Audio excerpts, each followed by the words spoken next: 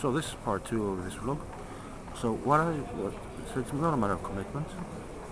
If you know what I mean, what's the previous part? It's a matter of thinking. It's a matter of having had enough information by now to identify systemic problems. For example, the absence of lifts in most of the tube stations in London, the absence of lifts in most, appear to be most, of buildings in London, because most buildings where you can rent a studio in, unless it is a ground floor studio, in which case you're running the risk of humidity, and I did run into one case like that, very far from the river, and that puzzled me because I don't suffer humidity lightly, and also I don't like stairs, and I never did since I was like a teenager. So these kind of things made me wonder whether London is a place for somebody like me, whatever that like me means. So yeah, I'm kind of puzzled. I was in Brussels before that, and Brussels also had a bit of a problem. See, London is too big, and some of the problems that I mentioned also because it's old and they didn't want to ruin the buildings, that's why they don't put in elevators. Apparently somebody told me that in Paris they do, because in Paris they had the inner yards and they used that to put elevators recently or later. So, but apparently in London they don't. But is that quality of life? I wonder. Of course some people will probably say that I'm just being, weird or picky or whatever.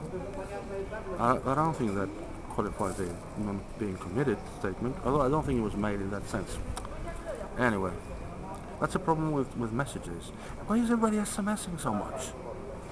People talk to each other on the phone, or at least or even better, face to face. Maybe it's because, again, London is too big, and I'm looking at systemic reasons and I've gone crazy because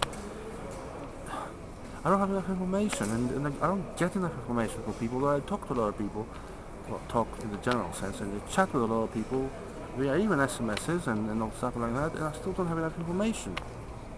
And I was kind of relying on my Twitter friends for at least information and insights about London and Brussels, but actually I got much less from very few people than I thought I would.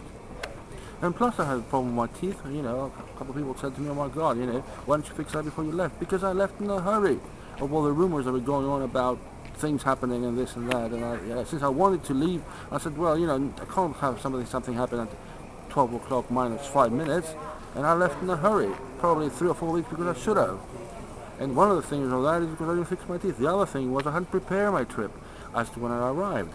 So I actually did the trip, and then once I found myself in Northwestern Europe, I realized I wasn't ready for it because I hadn't done the groundwork in order to have, in addition to the connections that I have in Brussels and London, via Twitter primarily, also then knowing about it, and also have written to employers saying I'm actually coming.